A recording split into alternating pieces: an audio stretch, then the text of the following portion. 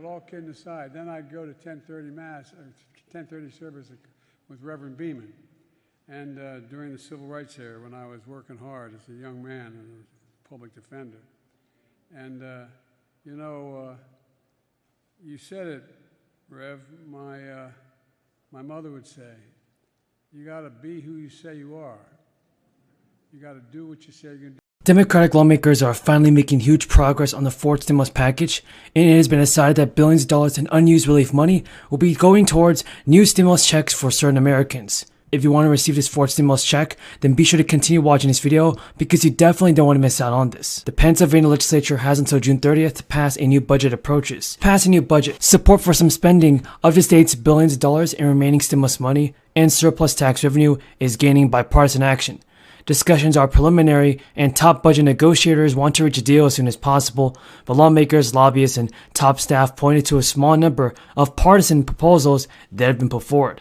On issues from the environment to childcare, there could be building blocks for a spending plan.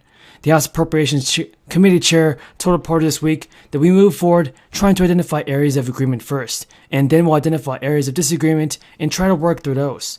Each year, Pennsylvania's governor and legislature must agree on how to route tens of billions of dollars to education, economic development, and human services. These are decisions that affect every person in Pennsylvania. But the state's financial picture has changed in recent years, with the state's coffers getting $8 billion boost from stimulus money in 2021. In response, Wolf and his legislative allies called on the legislature to spend some of that windfall on higher education, paid family leave, and school repairs, among many other priorities. Early this year, Wolf released a budget proposal that would appropriate billions of dollars more to education and infrastructure. Republicans countered that additional spending would actually fiscally be responsible. But everybody, Pennsylvania still has about $2 billion in remaining stimulus money, and at least $5 billion in surplus tax revenue. To address the soaring cost of living and inflation, Governor Wolf is pushing the legislature to approve using American Rescue Plan money to give people $2,000 stimulus checks. They would go to every household earning less than $80,000, which is the majority of people in Pennsylvania. Other issues are getting Republican attention, everybody, like more state funding for childcare and pre-K, nursing home, and housing. Progressive lawmakers have been building bipartisan support for a broad housing plan, Whole Homes Repair Fund, which would actually use stimulus money to provide grants to homeowners and landlords alike to make renovations big and small. After 2 years and 6 relief bills into the crisis, the U.S. has spent the majority of its available stimulus relief funding, but billions of dollars across a handful of categories have not gone out the door. Beginning under the former president and continuing now with President Biden, Congress has approved some $4.5 trillion in total aid spending. According to Treasury Department data, federal agencies have formally committed to using about $4 trillion in that, and have made about $3.5 trillion in actual payments to date. Budget experts say that it can often take time for the total pot of funds to make its way to the American people. That's because government agencies such as the SBA and Department of Labor go through a process of legally committing to a portion of allotted funding, which is known as obligating. Then they start to actually spend it. The $500 billion or so in available relief resources. Mexico and the United States stand together and work together as we've been doing. We see in our security cooperation, we're working side by side to combat arms trafficking, to combat, tackle organized crime, and to address the opioid epidemic, and including fentanyl, which when we talk privately, I want to tell you about my great conversation with Xi Jinping on that issue. And in our economic cooperation, we're growing. Folks, we have some good news for you. The applications are here for you to receive stimulus checks. Top economists and the Fed are worried about the current state of the economy, and it does mean this: inflation is decreasing. But officials have confirmed that this does not mean a recession will occur. Lawmakers are trying to pass a bill that would help their residents with inflation. Plus, inflation is just beginning to decrease for many American consumers. Gas is less, eggs cost roughly half as much as it did in January, and prices are no longer climbing as rapidly, but things are still expensive. Because inflation is beginning to decrease in Americans for consumers, gas is less, and also some things are costing less too. But the Fed has been past 12-15 months locked in the aggressive war against inflation, raising interest rates above 5% in an attempt to get the price increases back down to a more normal pace. Last week, officials said they were skipping a rate increase in June, giving themselves more time to see how they already enacted changes that were playing out in the economy. But so far, Jerome Powell emphasized that it was just too early to declare victory in the battle against rapid price increases.